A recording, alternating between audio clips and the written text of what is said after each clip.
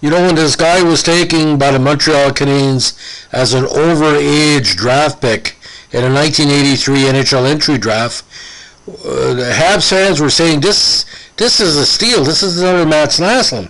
Now, obviously, it didn't work out, but the amount of recognition and talent this skater has nothing to do with being drafted in the NHL.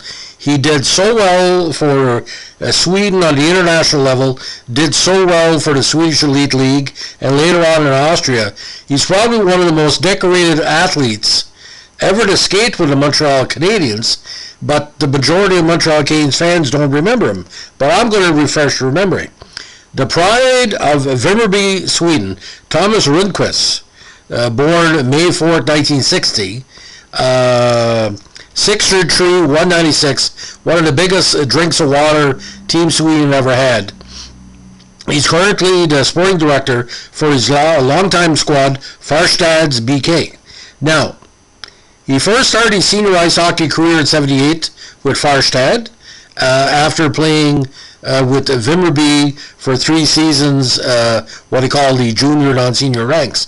Put up some nice numbers with Farstad over a number of seasons. Best campaign was actually his draft year, where he had 43 points in 36 games.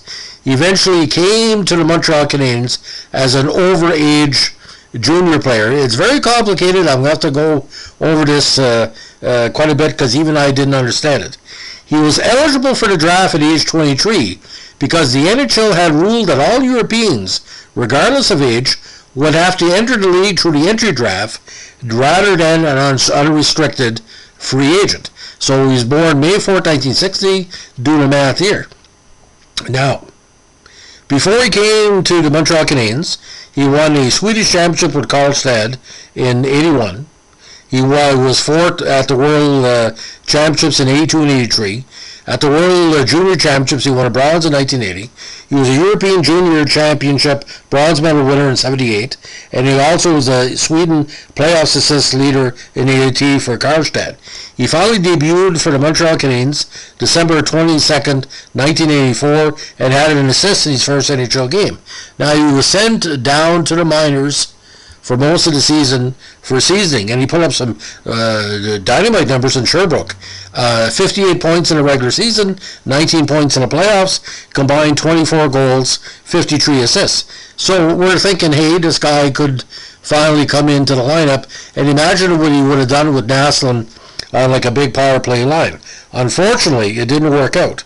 He decided to return to Sweden after winning a Calder Cup in 1985. Now, he went back to Karlstad. He won 2 more titles there in '86 and '88. He won the Austrian Championship for Feldkirch, 94, 95, 96, 97. He was a Sweden Golden Puck Award winner, Player of the Year, 91 in Karlstad. World Championships All-Star First Team in 91. Sweden World All-Star First Team in 88, 89, 90, and 91, again with Karlstad. He's number 9 for Karlstad, has been retired, as he has the most career assists, of all things, most career penalty minutes with 449, and most career playoff assists. He was the AHL playoffs assist leader in '85 with Sherbrooke with 14. He was a Swedish playoffs points leader for Karlstad with 12 in '91, and he was also the assist leader with 7 again in '91.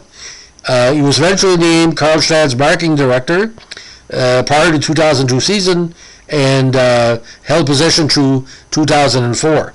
Now, his nickname, I hope I'm pronouncing this correctly, Coquet, and of course, his first name is not Thomas, it's Per, like a lot of Swedish, Per Thomas, which is sort of a hyphenate.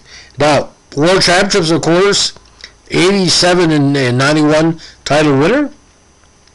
Second place at the Worlds, 86, 90, 93.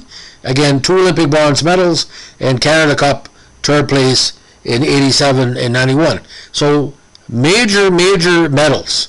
European bronze, World Junior bronze, Winter Olympics bronze, but 2 World Championships and 3 silver at the international ones. So 198 overall. Again, not say they wasted a pick, but he could have gone quite higher. But imagine a 10th round pick if he would have played with Naslund and even the European players that came in later, Charles Dahlin and stuff. For him not making the NHL again, it was like anything else. If you know in the 1980s, European players would come over, and if they couldn't make it here, they just basically went back to their club teams in Europe. No disgrace on that. It just depends. Each player had a path to do in life. But I saw him play, and like I said, he really impressed me. So I don't know exactly the Montreal Canadiens were looking for by not playing him.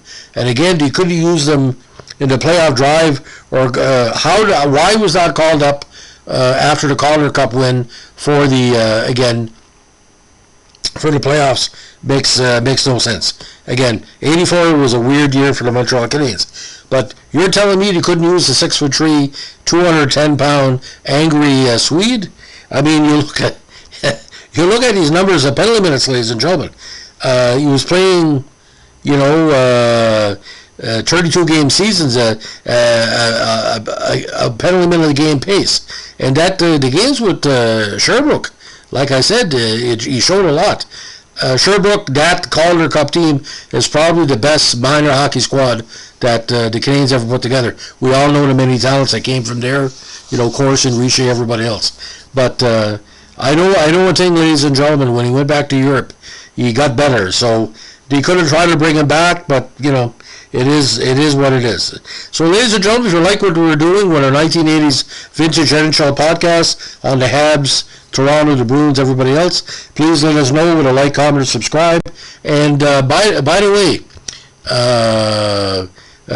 Thomas, there is some highlights of him regarding his retirement number, like highlight the reels. But if you really want to look how good he was, just go back again to the 87 World Championships in Austria.